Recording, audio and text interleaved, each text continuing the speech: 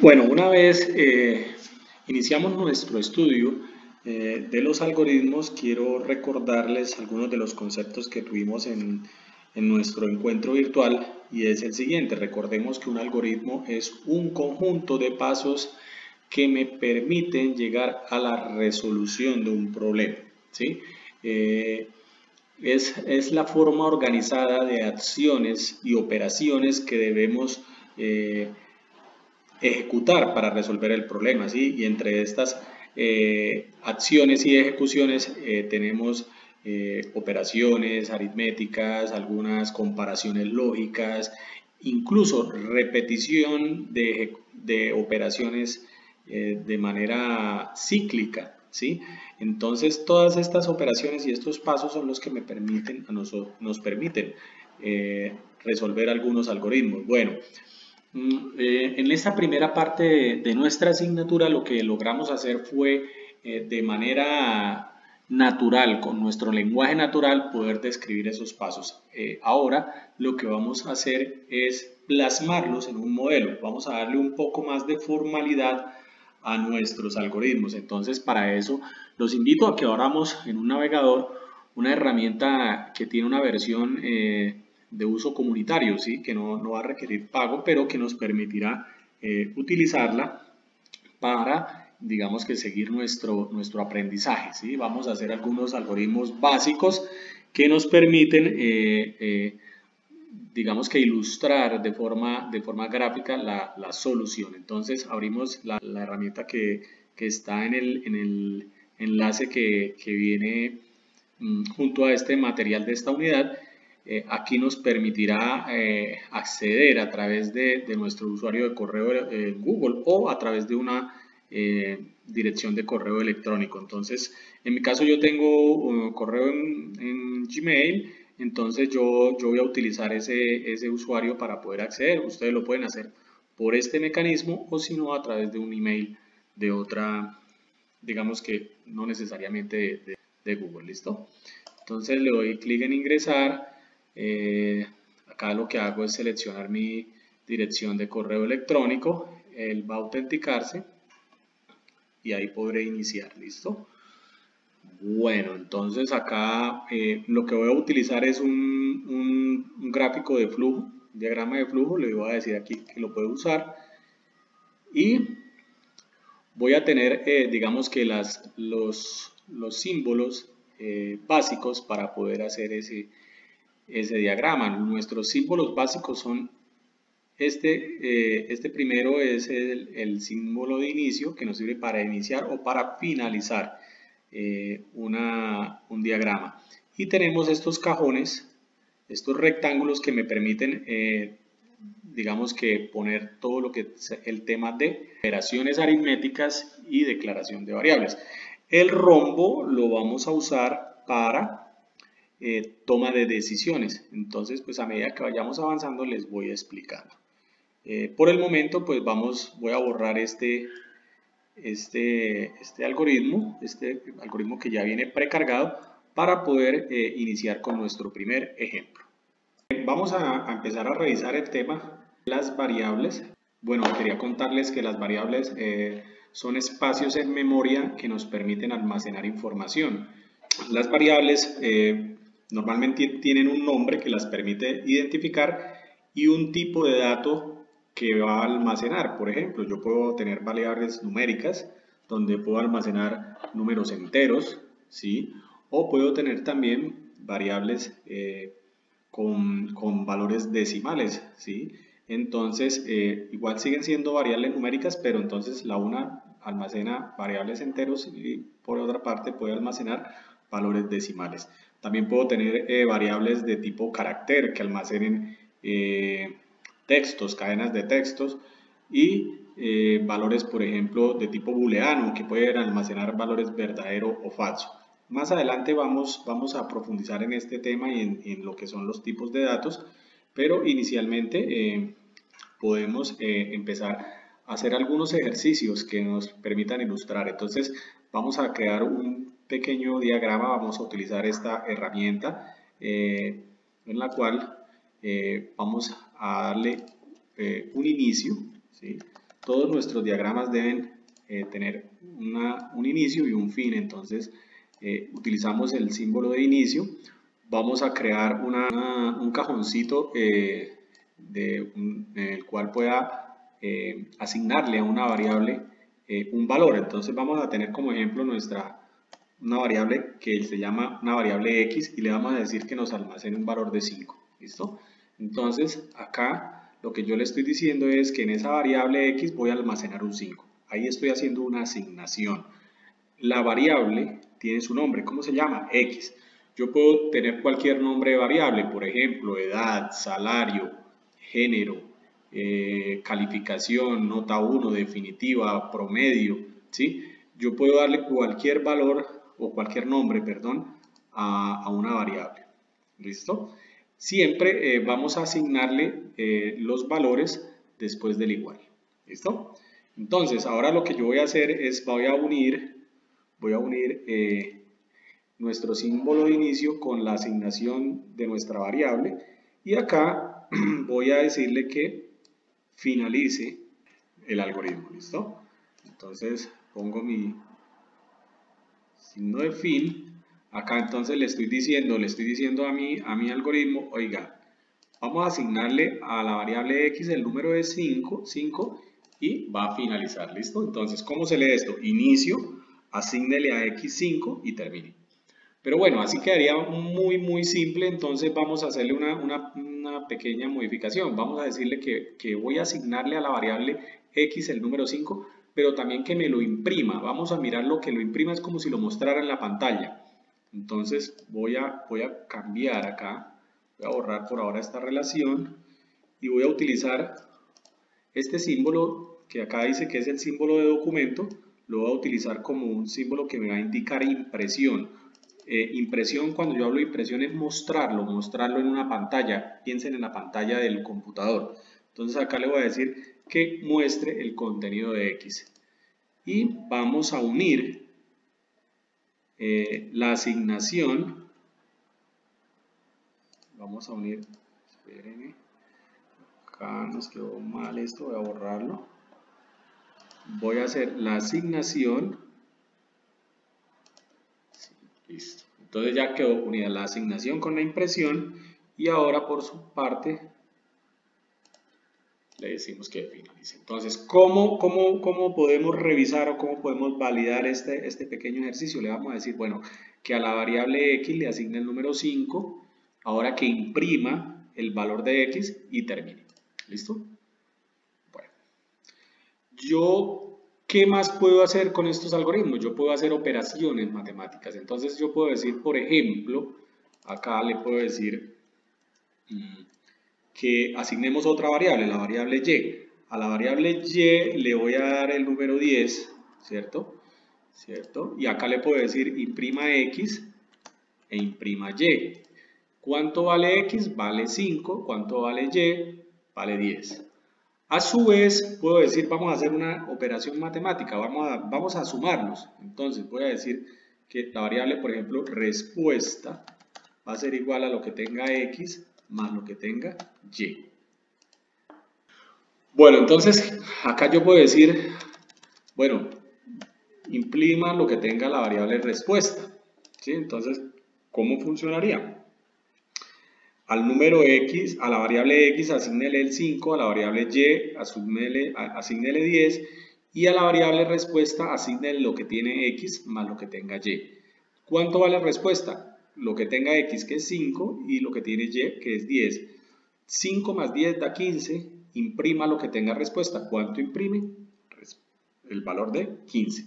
Entonces, de esta forma podemos observar cómo se asignan valores a las variables y cómo las puedo operar entre ellas. Entonces, siempre va a haber una variable que va a recibir el resultado de las operaciones y vamos a imprimir o vamos a hacer algo con esa información que tiene que ver con la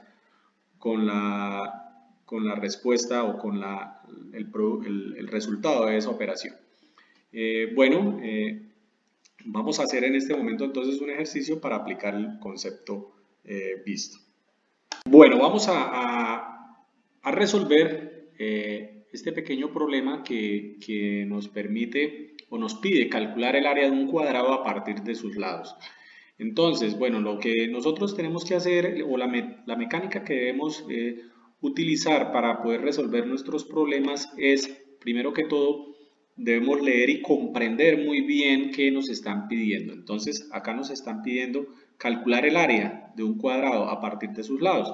Entonces, sabemos que un cuadrado es una figura plana que una de sus características es que todos sus lados son iguales. Entonces, si yo conozco uno de los lados, pues ya puedo generar o puedo conocer el área del cuadrado. Entonces, acá nos están pidiendo que calculemos el área, pero no sabemos cuál es el valor de sus lados. Entonces, cuando se nos presenten estas situaciones, nosotros tenemos que pedirle al usuario que nos dé el valor de esas variables que desconocemos. Entonces, ¿qué hacemos? Como en los ejercicios anteriores, ponemos un inicio, ¿cierto? Ahora necesitamos conocer el valor de sus lados. Entonces vamos a utilizar este símbolo que es el símbolo de entrada de datos, ¿sí? Vamos a decirle que nos permita ingresar el valor de uno de sus lados.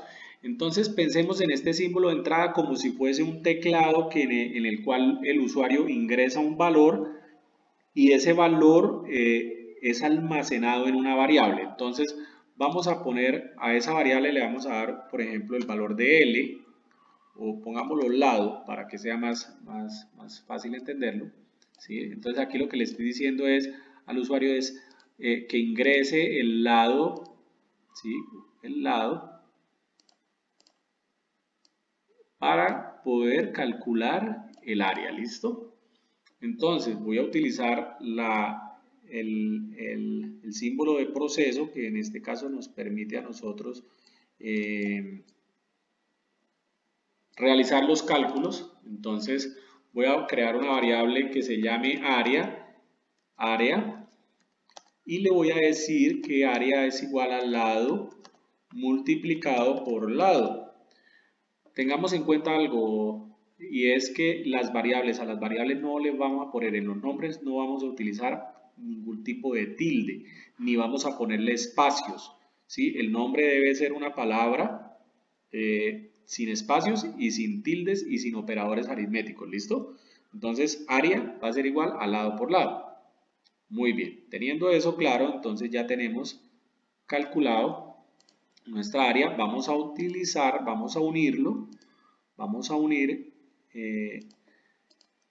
el input con el cálculo, y aquí vamos a utilizar la salida, el símbolo de documento que nos va a permitir mostrar el contenido o mostrarle al usuario el resultado. Entonces le vamos a decir que imprima área, y una vez tenemos impresa el área, pues simplemente termina. Acá le decimos que esto es fin y hacemos la conexión entre la impresión. ¿Listo? Vamos a hacerle prueba. Entonces voy a decirle que, por ejemplo, que la variable lado va a ser igual. Vamos a decir que ese cuadrado tiene 5 centímetros de lado, entonces le ponemos el valor de 5, ¿sí? Y vamos a decir que área va a ser igual a lo que tenga lado por lado. Entonces área tiene 5, 5 multiplicado por 5 da 25, entonces la variable área va a tener el valor de 25. Y cuando imprima área, ¿cuánto tiene? Área va a tener lo que tiene almacenado, que sería 25, entonces el área del cuadrado sería 25 y finaliza. Listo, entonces esto es un ejemplo con el cual podemos resolver un algoritmo sencillo, como por ejemplo el cálculo de un área. Yo puedo hacer el cálculo, por ejemplo, del volumen, puedo hacer el cálculo del perímetro, puedo hacer el cálculo, por ejemplo, de la hipotenusa de un triángulo rectángulo, a partir de sus catetos, ¿sí? Cualquier operación matemática que nosotros conocemos lo podemos hacer utilizando esta misma metodología. Capturamos como entrada las variables que no conozco, hago los cálculos y le presento al usuario el resultado. Entonces, pues con esto ya quedaría este ejemplo que nos puede permitir resolver los ejercicios propuestos para esta parte del curso. Bueno, en este momento vamos a empezar a crear nuestros primeros programas en Java, y para ello pues vamos a revisar lo que son la creación de clases, los tipos de datos y las variables. Bueno, en este momento vamos a tener en cuenta lo siguiente, que las clases se crean con las siguientes instrucciones. Vamos a tener unas palabras reservadas del lenguaje, como son el public, el class, que nos van a decir que es la clase, o mejor dicho, es el encabezado que nos permite iniciar la construcción de una clase.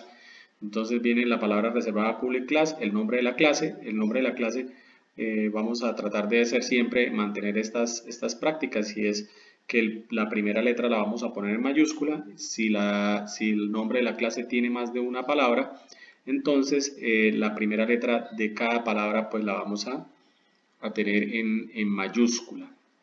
Bueno, seguido a esto vamos a utilizar la palabra, vamos a crear un método. Ya más adelante vamos a definirlo de manera más detallada, pero va a ser un método principal en el cual sobre ese vamos a ejecutar nuestro programa. Entonces vamos a usar la palabra public static void main, las palabras reservadas public static void main, y le vamos a dar a ese método el nombre de main. Entre paréntesis, estas instrucciones de string args. Ya ahorita con un ejemplo lo vamos a aprender con más detalle. Cuando yo les hablo a ustedes de palabra reservada quiere decir que son palabras propias del lenguaje de programación. Un lenguaje de programación, al igual que lo son los demás lenguajes, nos permite comunicarnos, ¿sí? Entonces, como nosotros, digamos, en nuestro lenguaje tenemos algunas palabras que unidas de algún sentido nos permite, unidas de alguna forma, podemos darle sentido a unas oraciones y a las ideas que nosotros queramos expresar. En el lenguaje de programación nosotros también tenemos unas palabras que son propias del lenguaje, y que dependiendo de cómo nosotros las combinemos vamos a poder, digamos que construir o darle al sentido a nuestros programas o a nuestras aplicaciones. Entonces, pues por ahora vamos a ver esas poquitas palabras reservadas, como son el public, el class y el void. Ahorita vamos a hacer un pequeño ejemplo en el cual ustedes van a entenderlo. Por ahora simplemente lo que me interesa es que podamos, digamos que, familiarizarnos con esas palabras. Bueno, a continuación vamos a hablar sobre los tipos primitivos de datos. Los tipos primitivos de datos son el tipo de información que nosotros podemos almacenar en las variables. Recuerden que anteriormente hablamos de las variables como un espacio en memoria donde podíamos nosotros almacenar información, y que esa información pues nosotros le asociábamos un tipo de datos, y ese tipo de datos nos permitía determinar qué información está almacenada en la variable.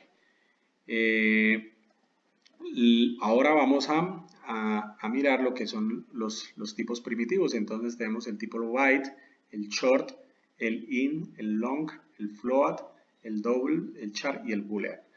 Entonces estos primeros 4 tipos de datos, lo que es el byte, short, int y long, son números, son variables o tipos de datos primitivos que nos permiten almacenar números enteros. Cuando hablamos de números enteros, recordemos que son valores que no tienen una parte decimal, ¿sí? Este sería el tamaño en memoria que almacenaría o que requeriría para almacenarlo en la memoria del computador, ¿cierto? Y estos serían el rango de valores. Entonces, por ejemplo, un tipo byte puede almacenar números enteros entre menos 128 y 127, ¿sí?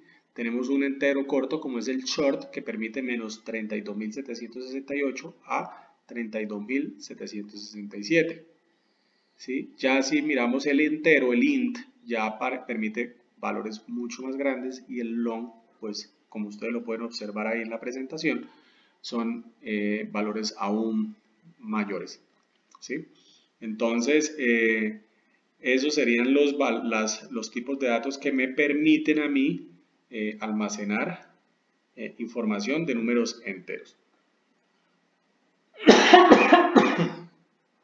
Bueno, tenemos estos dos, como es el float y el double, que son tipos de datos que permiten almacenar valores decimales, ¿sí? Valores decimales, ¿qué quiere decir? Valores que tienen punto flotante, ¿sí? Ejemplo 2.5, 3.1416, 7.8, menos 1.4, ¿sí? Son valores que tienen parte decimal, ¿sí? Estos tipos de datos almacenan, por ejemplo, mire, el float es un tipo de datos que almacena desde más o menos 3.4 por 10 a la menos 38 hasta más o menos 3.4 por 10 a la 38, ¿sí? Desde 10 a la menos 38 hasta 10 a la 38. Son unos tipos de datos que nos permiten almacenar, digamos que unos decimales bastante grandes. Entonces, pues Java tiene una riqueza muy grande en este tipo de tipos de datos que nos permiten hacer operaciones pues muy precisas, ¿sí? Si ustedes observan el double, es un tipo de datos que almacena desde 1.8 por 10 a la menos 308 y va hasta más o menos 1.8 por 10 a la 308. Entonces también tenemos unos valores muy grandes que nos permita almacenar. Bueno, tenemos también una variable de tipo char, que el tipo char permite almacenar números de un solo carácter, ¿sí? Un solo carácter, puede ser una letra, ¿sí? Entonces, por ejemplo, una vocal, una letra del alfabeto, un número, ¿sí? Un solo carácter.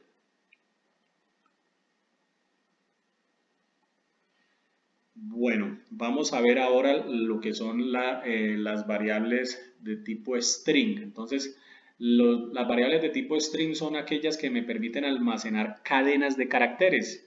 ¿Qué es una cadena de caracteres? Pues es una sucesión de caracteres alfanuméricos, signos de puntuación, espacios en blanco, ¿sí? Y los símbolos que pues podamos tener nosotros en el teclado. Esa sucesión nos permite pues manejar textos, ¿sí? Y se almacenan en variables de tipo string. Los tipos de variables de tipo string no son tipos primitivos de datos. Estos son unas clases en Java que me permiten almacenar las cadenas de caracteres, pero no hacen parte de los tipos primitivos de datos. Ahora, el comportamiento y el uso puede ser muy similar o igual al de un tipo primitivo. Tiene algunas funcionalidades adicionales, pero esas las vamos a ver mucho más adelante. Creo que con esto nosotros ya podemos iniciar, podemos hacer algunos pequeños ejemplos, los cuales vamos a hacer a continuación. Vamos a crear un nuevo proyecto, entonces nos dirigimos a la barra de herramientas y en este botón dice New Project, damos clic. Seleccionamos en la parte izquierda la opción Java with and y Java Application. Le damos clic en siguiente y acá vamos a escribir el nombre del proyecto. Primer proyecto. En el segundo cajón vamos a tener la ruta en la cual NetBeans va a almacenar nuestro proyecto, que va a estar dentro de la carpeta User, el nombre del usuario, Documents y NetBeans Project.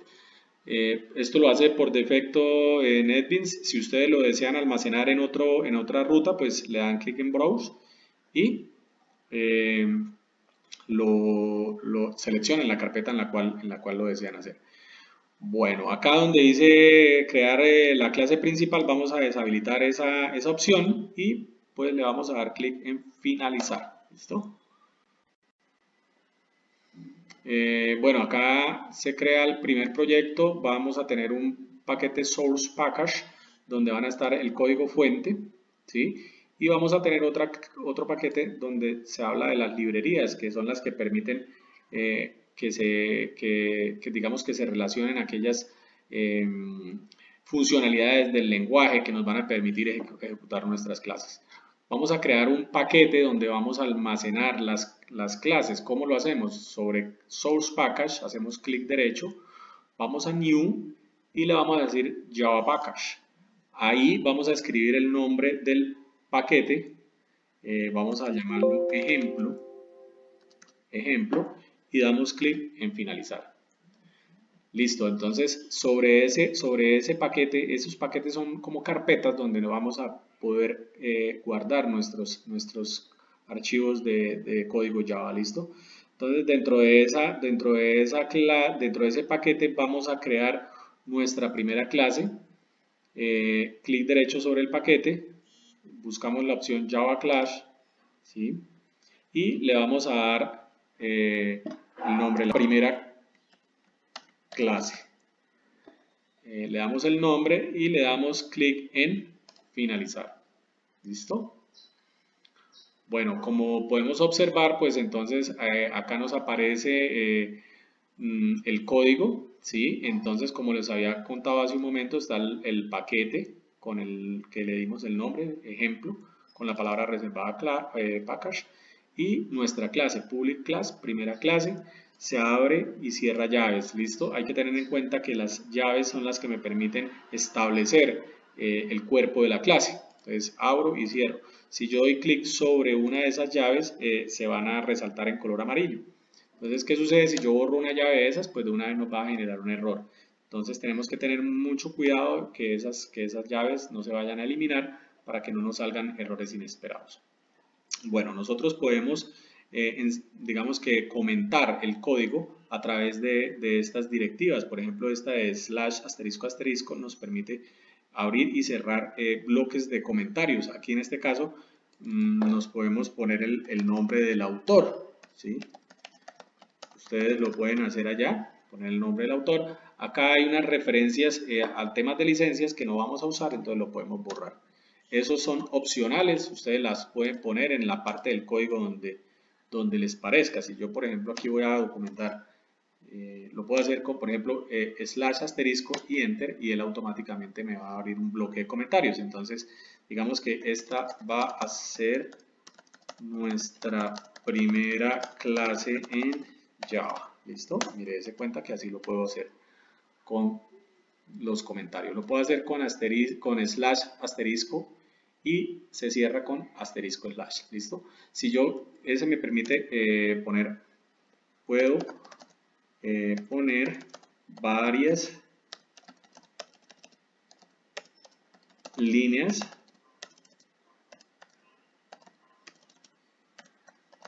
de texto, ¿sí? Entonces ahí me queda un bloque.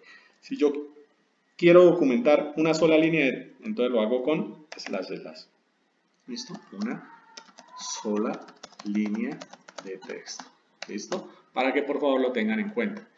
Bueno, ya sabemos cómo hacer nuestros comentarios del código, entonces voy a borrarlos porque no los vamos a necesitar en este momento. Entonces, ahora lo que vamos a hacer es nuestro primer método con el cual vamos a ejecutar nuestra primera clase. Entonces lo hacemos como public static void main, abrimos paréntesis, enviamos un parámetro, que esto más adelante lo vamos a profundizar, no se preocupe por eso, y ustedes lo van a entender. Por el momento simplemente lo vamos a poner, abrimos y cerramos llaves, ¿sí?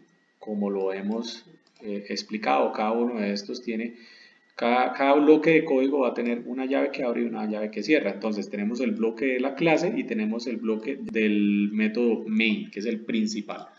Ahora vamos a mostrar un mensaje en la pantalla. Lo vamos a hacer a través de la clase system. La escribimos con mayúsculas, system.out. El mismo editor de Apache NetBeans nos va ayudando. Punto print, que quiere de impresión, ln, que quiere decir en la siguiente línea, abrimos y cerramos paréntesis y en comillas dobles vamos a poner un mensaje que es primer programa en Java. ¿Listo? Vamos a guardar. Para guardar lo podemos hacer a través del botón de guardar haciendo clic o si no con la combinación de teclas control S. ¿Listo? Entonces, bueno, en este momento ya tenemos nuestro primer programa en Java. Vamos a ejecutarlo. Entonces, primero lo que vamos a hacer es compilarlo. Vamos al menú Run y le decimos compilar.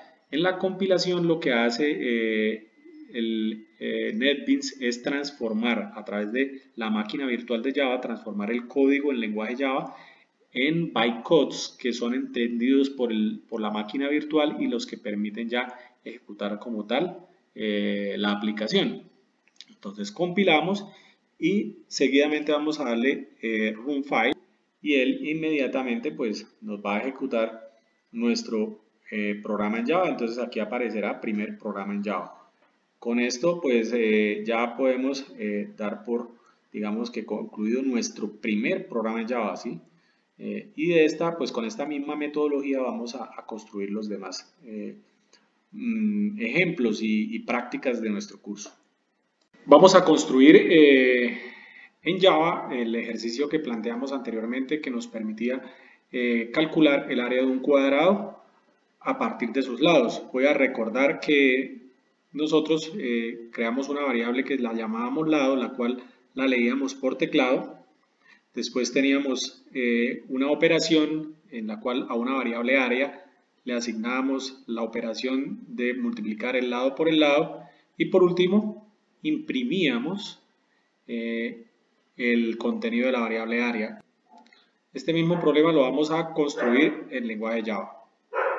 Vamos a construir el problema de calcular el área del cuadrado. Ya hicimos nuestro algoritmo en el cual pudimos observar cómo se pedía por teclado y cómo se calculaba y por último se mostraba por pantalla el resultado. Bueno, vamos a hacerlo por parte. Lo primero que quiero que miremos es la forma de definir las variables. Recuerden que nosotros ya habíamos revisado los tipos primitivos de datos. Entonces nosotros vamos a calcular el área del cuadrado para un cuadrado, lo cual vamos a definir los lados como valores enteros para efectos del problema. Entonces voy a decir que es una variable entera. Escribimos la palabra reservada int, el nombre de la variable lado y a ese le vamos a asignar un valor. Vamos a decir que ese valor es de 10. Vamos a hacerlo así por partes. Entonces en este momento ya dijimos que la variable lado tiene un valor de 10. Vamos a imprimirlo, vamos a mostrar el contenido de la variable lado. Como ya ustedes lo han venido manejando, nosotros con la sentencia system.out.println podemos mostrar en la pantalla una cadena, ¿sí? Por ejemplo, les recuerdo, voy a escribir, por ejemplo, empecemos por mostrar la variable lado. Entonces, si ustedes lo ven, vea, asigno a la variable lado el número 10, es una variable entera y la imprimo con el system.out.println. Entonces vamos al menú run file e inmediato vamos a poder observar que aparece el número 10, ¿sí ven? Entonces 10 es el valor del lado. Ahora vamos a hacer el cálculo. Entonces, si yo quiero hacer, por ejemplo, el cálculo del área, entonces voy a definir una variable área igual a lado multiplicado por lado. Terminamos con punto y coma y aquí vamos a decirle que imprima la variable área. ¿Listo? Guardamos con control S y le decimos ejecutar. Entonces ahí aparece el valor de 100. ¿Listo? Entonces ahí ya ustedes pueden ver cómo se define una variable, cómo hacemos la operación y cómo la mostramos. Quiero aclararles algo que les puede, servir. Mire, dése cuenta, yo declaro la variable solo una vez. Una vez, ya después cuando la voy a utilizar no tengo que volverla a declarar, ¿sí? Si yo quisiese en este momento decir que a área le voy a asignar el valor de 5, entonces área es igual a 5, ya no tengo que decirle que es entero porque ya lo hice acá. Entonces vamos a imprimir aquí, vamos a ejecutar a ver qué pasa. Ahí nos imprime 5. ¿Qué fue lo que sucedió? Simplemente sucedió que al valor del lado se le asigna 10, a área se le asigna lado por lado que nos da 100 y después a área le asignamos 5. Ese 100 se perdió, ¿sí? Entonces se sobreescribió. Eso es lo que sucede cuando nosotros asignamos valores a las variables, para que por favor lo tengan muy presente. Bueno, vamos a dejar el ejercicio inicialmente como lo teníamos planteado, para decir que área es igual a lado por lado. Quiero enseñarles otra cosa. Imagínense aquí, nosotros cuando ejecutamos nuestro ejercicio nos aparece sobre el 100. Pero si yo quisiera que apareciera un mensaje donde diga área del cuadrado, entonces lo que yo tengo que hacer es poner el mensaje área del cuadrado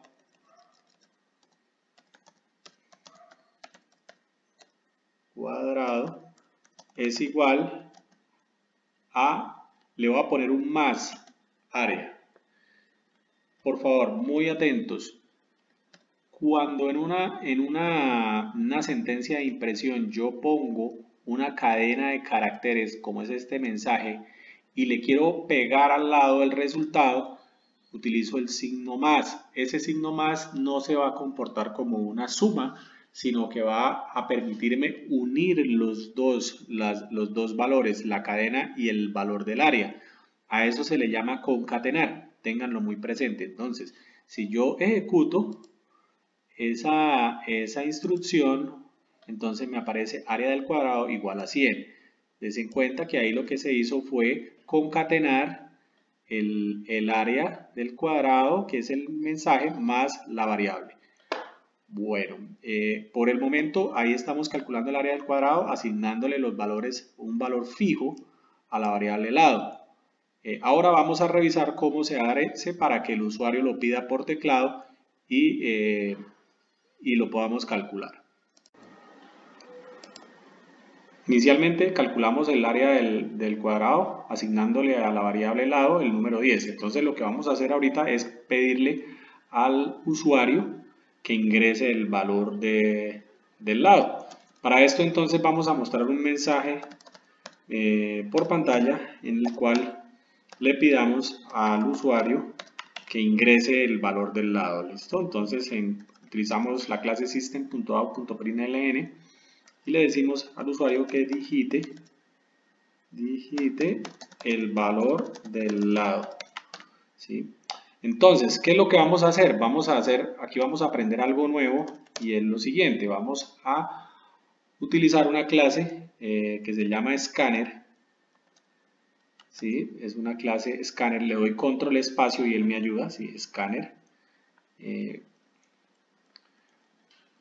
Vamos a utilizar la variable scanner para poder pedir por teclado. Lo vamos a darle el valor de sc igual a new scanner. Control espacio, aparece el valor de la clase, el nombre de la clase, él nos ayuda ahí, le damos enter y aquí en parámetros vamos a poner system.in. A ver, les quiero explicar. Bueno, esta línea va a ser lo siguiente.